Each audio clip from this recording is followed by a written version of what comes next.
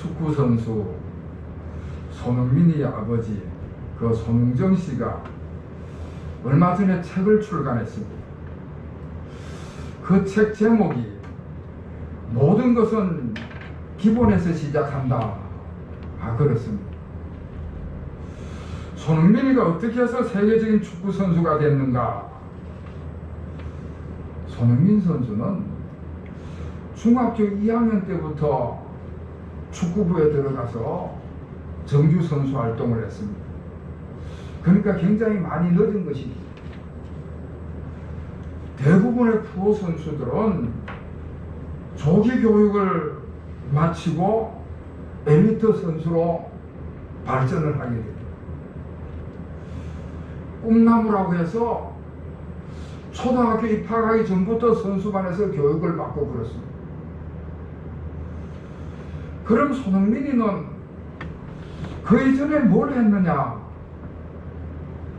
아버지 손흥정 씨가 중학교 2학년이 될 때까지 개인적으로 축구 기본 훈련만 가르쳤습니다.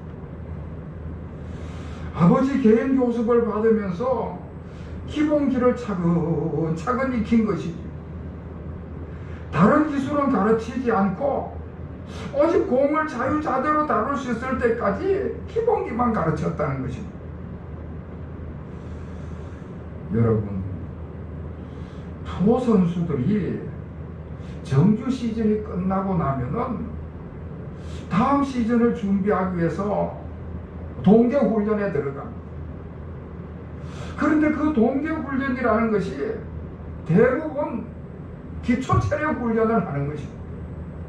그리고 기본기 훈련인 것입니다. 사랑하는 성도 여러분, 우리 신앙생활에도 기본에게는 기초 과정이 있습니다. 기본적인 신앙 교육이 있습니다. 기본적인 신앙 교육이 잘 돼 있으면은 일생 동안 훌륭하게 신앙생활을 할 수 있게 되는 거죠. 기본적인 신앙 교육이 잘 돼 있으면은 절대로 그 믿음이 흔들릴 수가 없는 것입니다. 자, 그러면은 그 기본적인 기독교 교리를 잘 정리해주는 성경 말씀이 어디냐? 로마서입니다. 신학 성경 로마서. 로마서는 기독교 교리를 잘 정리해준 하나님의 말씀입니다. 특히 로마서 8장이 그 중에서도 핵심적인 말씀입니다. 그래서 주경학자들이 흔히 이야기하기를 성경에서 로마서를 반지라고 비유를 하면은 로마서 8장은 그 반지 가운데 박힌 보석과 같다. 그렇게 이야기를 합니다. 오늘부터 로마서 8장을 가지고 말씀을 나누고자 합니다. 지금 제가 여러분에게 천국에 갈 확신이 있습니까? 하고 물은다면은 여러분들은 아주 확신에 찬 목소리로, 예, 목사님, 저는 늘 천국에 갈 확신을 가지고 신앙생활 합니다. 그렇게 대답을 하셔야 합니다. 아이고, 나 같은 죄인이, 나같이 못난 사람이 어떻게 천국에 갈 수 있습니까? 신앙생활 하면서 거짓말 할 때도 있고, 남을 미워할 때도 있고, 하나님을 속인 적도 있고, 뭐 그러다 보니까 그게 걸려가지고, 아이고, 나같이 죄가 많은데 어떻게 천국에 갈 수 있습니까? 그러면 안 돼. 그러면 절대 그러면 안 되는 것입니다. 여러분, 우리가 무슨 공로나 노력으로 천국에 가는 것이 아니고요, 우리가 천국에 가는 것은 예수님께서 날 위해 십자가에 죽으시고 내 죄를 사하셨기 때문에, 그래서 내가 구원받은 백성이기 때문에 천국에 가는 것입니다. 예수 믿어 천국에 간다는 이 믿음이 우리가 신앙생활 하는 동안에 가장 기본적인 믿음인 것입니다. 사도 바울도 신앙생활 해 나가는 동안에 굉장한 고민과 갈등이 많았습니다. 오늘 로마서 8장을 읽었는데 그 앞장 7장을 읽어보면 사도 바울이 마음으로는 하나님의 법을 줄구하고 섬기는데 육신으로는 제 법을 섬기고 거기에 사로잡혀 있다는 이야기를 하는 것입니다. 그러니까 끊임없이 죄책감과 양심의 가책으로 괴로워하는 그런 이야기를 하는 것입니다. 로마서 7장 24절 말씀에 보면은 아주 유명한 말씀이 나오는데 뭐라고 하는가 하면 오호라 나는 공고한 사람이로다. 이 사망의 몸에서 누가 나를 건져내랴. 갈등하고 고민하면서 절규하는 이야기를 하고 있습니다. 그러니까 사도 바울도 예수 믿고 구원은 받았지만은 아직도 옛 생각에 옛 율법에 꽉 사로잡혀 있었던 것입니다. 여러분, 우리도 마찬가지입니다. 예수 믿고 구원받았음에도 불구하고 옛날에 지은 죄가 자꾸 생각이 나는 것이죠. 여러분, 그것은 율법의 기능 때문에 그런 거예요. 율법의 기능은 사람의 죄를 지적하고 사람의 죄를 드러내는 것이 율법의 기능인 것입니다. 사실 굉장히 좋은 기능이지요. 아니 뭐 죄가 없는 줄 알고 자신만만하게 죄악 가운데 삶을 살아가는 것이 아니라 율법에 비춰볼 때 나는 죄인이구나 하는 것을 깨달으니까 율법은 굉장히 중요한 기능입니다. 그런데 문제는 그 율법을 가지고는 죄 문제를 해결할 수 없다는 것입니다. 율법은 죄를 드러내고 죄를 가르쳐 주는 것까지는 좋은데 그 드러난 죄를 어떻게 할 수가 없는 것입니다. 죄의 문제를 해결하는 것은 율법의 기능이 아니기 때문에 그렇습니다. 그래서 우리 하나님께서 그 죄의 문제를 해결하기 위해서 직접 개입을 하셨는데 하나님께서 하나님의 아들을 우리 가운데 보내신 것입니다.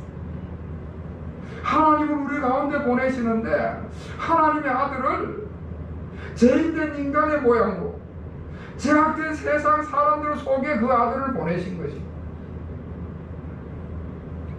여러분, 아무 죄도 없는 사람이 감옥에 가면은 죄 가운데 있으면은 얼마나 고통스럽겠습니까? 만약에 제 아들 청엽이가 아무 죄도 없는데 감옥에 갇히면은 제 마음이 어떻겠어요? 아버지로서 그 마음이 얼마나 고통스럽겠어요? 더구나 또 그 아들은 죄도 없이 감옥에 갇힌다면 얼마나 고통스럽고 부끄럽고 치욕스럽겠습니까? 우리 하나님께서 아무 죄도 없는 독생자를 죄인의 육신을 입게 하시고 그 죄인들의 세상 가운데 보내신 것입니다. 그 정도에서 그친 것이 아니라 그 아들에게 인간이 갖고 있는 모든 죄를 다 짊어지게 하시고 그 아들을 십자가에 죽게 하셨습니다. 아무 죄도 없는 하나님의 아들이 우리 모든 인간의 죄를 다 담당하신 것입니다. 그렇게 인간의 죄를 담당하고 십자가에 죽으심으로 인하여서 오늘 8장 4절의 말씀에는 율법의 요구가 다 이루어지게 됐다, 그렇게 말씀을 하고 있습니다. 율법이 지적하고 율법이 드러내는 죄를 하나님의 아들 예수님께서 다 담당하셨다. 그래서 이 세상 더 이상 죄로 인해서 벌을 받는다든지 죄로 인해서 심판을 받는다든지 그런 것은 없다는 것입니다. 여러분, 오늘 8장 2절 말씀에는 해방이라는 용어를 사용하고 있습니다. 여러분, 2절을 우리 다 같이 읽겠습니다. 2절 시작. 이는 그리스도 예수 안에 있는 생명의 성령의 법이 죄와 사망의 법에서 너를 해방하였습니다. 아멘. 우리가 죄와 사망의 법에서 해방이 됐다, 그렇게 말씀을 합니다. 예수님께서 죄와 사망의 법이 원한 모든 대가를 다 담당하고 치르셨기 때문에 더 이상 죄와 사망의 법이 예수 그리스도에 있는 사람들, 예수 그리스도 안에 있는 우리에게 요구할 수 있는 게 없게 됐고, 그래서 그 죄 가운데서 완전히 해방됐다는 말씀입니다. 예수 그리스도를 구주로 믿고 구원받은 새 생명을 얻은 사람은 이 죄와 사망의 법에서 해방이 돼서 완전한 자유한 사람이 된 것입니다. 그전에는 죄의 종이었는데, 죄와 사망의 율법의 종로로 타고 있었는데, 이제는 해방이 돼서 종의 신분에서 자유인의 신분이 돼서 완전히 그 신분이 바뀌었다는 것입니다. 오늘날에는 신분 제도가 없습니다만은 옛날에는 그 신분 제도라는 게 있었어요. 옛날에는 그 신분 제도에 딱 고착이 돼 가지고 그 신분이라는 것은 절대 바뀌지 않는, 변화할 수 없는 제도였어요. 아버지가 귀족이면 아들도 귀족이 되는 것이고, 아버지가 종이면 그 아들도 종이 되고, 아버지가 농사지으면 아들도 농사짓고, 아버지가 장사하면 아들도 장사하는, 그 신분의 변화가 일어날 수가 없었어요. 그런데 도저히 바뀔 수 없는 신분, 죄와 사망의 법에서 종으로 타던 우리가 예수 그리스도께서 오셔서 우리 모든 죄를 짊어짐으로 인하여서 죄와 사망의 법에서 해방이 되고 자유한 사람이 되고 신분이 받게 됐다. 할렐루야. 자, 이렇게 자유한 사람이 되면은 생명의 성령의 법을 기쁜 마음으로 자유롭게 따라가게 된다 말씀을 하고 있습니다. 죄와 사망의 법은 죽지 못해서 따라가는 것이지만은 자유인이 된 다음에 내 자유의지대로 자발적으로 생명과 성령의 법을 따라가게 되는 것입니다. 자유인이 되면은 기쁜 마음으로, 즐거운 마음으로 생명의 성령의 법을 따라가게 되는 것입니다. 우리가 운전을 할 때 내비게이션의 지시를 따릅니다. 이 내비게이션이 얼마나 길을 잘 안내해 주는지, 이제는 내비게이션이 없으면은 운전하기가 힘들지 않을까, 그런 생각이 들 정도입니다. 그런데 이 내비게이션이 길만 안내하는 것이 아니라 감시 카메라도 어디에 있는지 다 알려주는 거예요. 그리고 제한 속도도 다 체크를 해가지고는 일일이 알려주니까 운전자가 교통법에 저촉이 되지는 않습니다. 그런데 문제는 사람들이 어떤 심리인가 하면은 가속 카메라가 가까이 오면 속력을 줄여요. 그런데 땡 하고 가속 카메라가 지나갔다는 신호가 나면은 그 다음에 다시 또 속도를 내서 교통법을 어기게 됩니다. 그러니까 교통법을 즐겁고 기쁜 마음으로 자발적으로 지키는 것이 아니라 억지로 그 법을 지킨다는 것입니다. 그걸 안 지키면 벌금이 날라올 테니까, 벌금 내기 싫으니까, 그러니까 억지로 법을 지키는 것이. 여러분, 그게 율법입니다. 억지로 지켜야 되고, 안 볼 때는 몰래 숨어서 안 지키고, 그게 율법인 것이요. 죄와 사망의 법이라고 하는 것은 그렇게 억지로 지키는 것이고, 불안하게 삶을 살아가는 것이 바로 죄와 사망의 법. 그러나 생명과 성령의 법은 기쁜 마음으로 즐겁게 자유롭게 지키는 것이지요. 생명의 성령의 법을 따라가면 기분이 좋고 편안하니까 자유롭게 얼마든지 잘 지킬 수가 있는 것입니다. 여러분, 신분이 바뀌게 되면, 자유한 사람이 되면은 내 자발적으로 일을 하기 때문에 기쁜 마음으로, 즐거운 마음으로 생명의 성령의 법을 따라가는 것입니다. 자, 그러면은 그렇게 구원받아서 자유한 사람이 되면은 그 다음에는 죄를 안 짓는가? 그렇지 않습니다. 다시 또 죄를 짓습니다. 그 다음에도 사소한 잘못이나 실수도 하고요, 때로는 죄를 저지르고요. 우리는 연약하고 불완전한 인간이기 때문에, 우리 마음에는 죄성이 자리 잡고 있기 때문에 삶을 살아가다 보면 실수를 하고 잘못을 하고 또 죄를 짓게 되는 것입니다. 박태정 권사님이 기도하실 때에 참회 기도를 했지 않습니까? 지난주에 김강진 권사님께서 기도하실 때도 참회 기도를 했습니다. 그러니까 회개 기도를 하는 것이죠.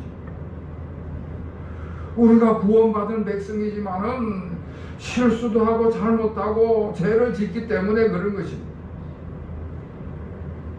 자, 그런데 오늘 본문 1절은 무슨 말씀을 하는가 하면은, 그러므로 이제 그리스도 예수 안에 있는 자에게는 결코 정죄함이 없다. 정죄를 안 한다는 거예요. 저주나 형벌을 주지 않는다는 것입니다. 여전히 불완전하고 여전히 실수하고 여전히 잘못하고 죄를 짓지만은 정죄받고 저주받고 영원한 멸망에 이르지 않는다. 그런 말씀을 하는 것입니다. 여러분, 하인이나 종이 실수를 하고 잘못을 하고 범죄를 저지르면은 해고를 시킨다든지 쫓아낸다든지 아주 강력한 벌을 합니다. 그러나 자녀들이 실수를 하고 잘못을 해도 쫓아내는 법은 없는 것입니다. 예를 들어서 내가 운영하는 가게에서 일하는 직원이 있는데, 그 직원이 가만히 보니까 좀 수상해요.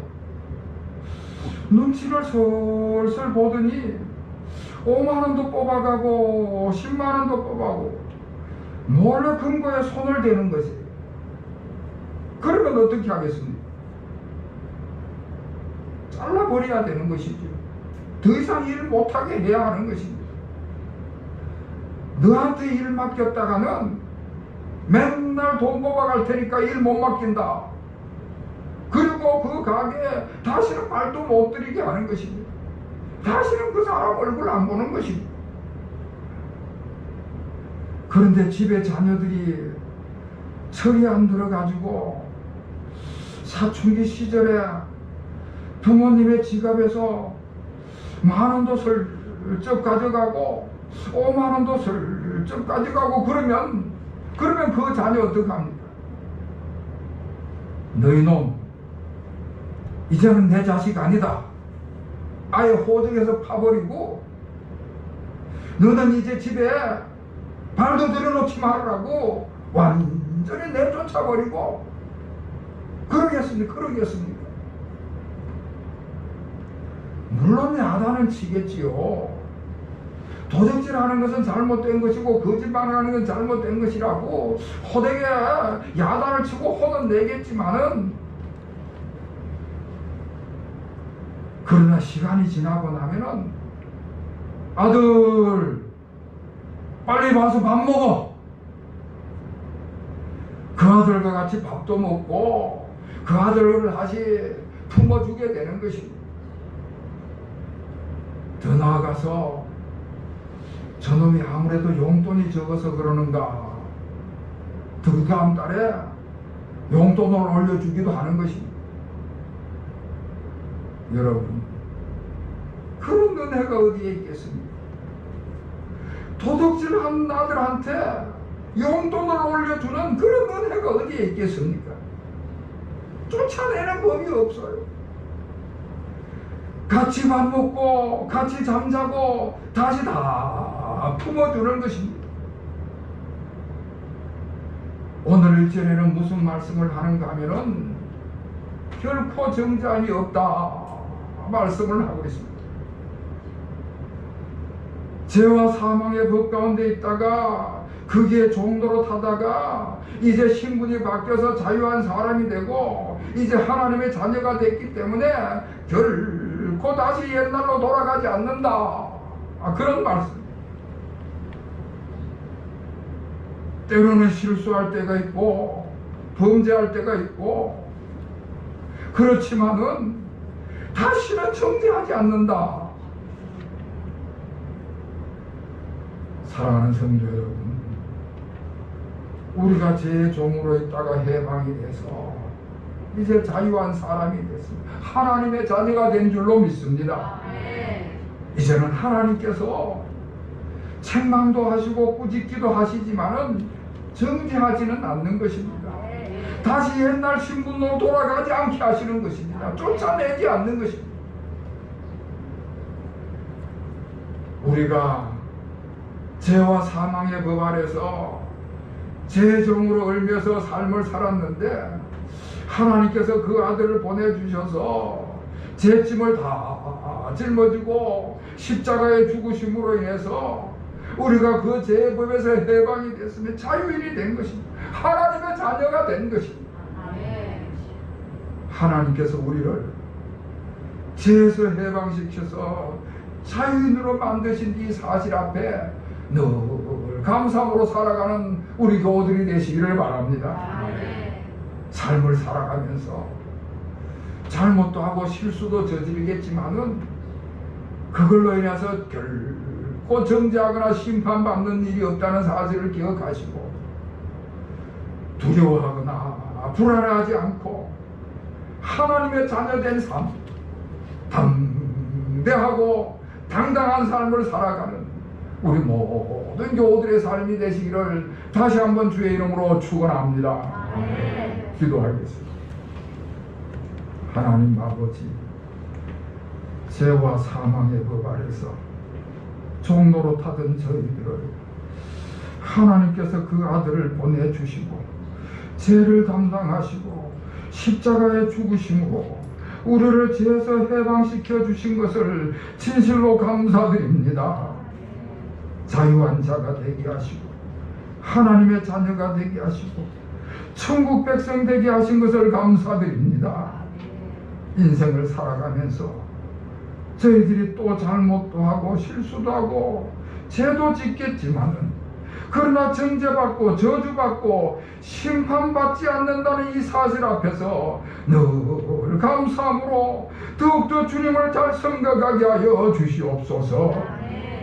이제는 천국 백성으로 그 신분이 변화된 사실을 분명히 기억함으로 두려워하지 않고 불안해하지 않고 자유인으로서 담대하게 당당하게 삶을 살아가게 하여 주시옵소서. 예수 그리스도의 이름으로 간절히 기도하옵나이다. 아멘.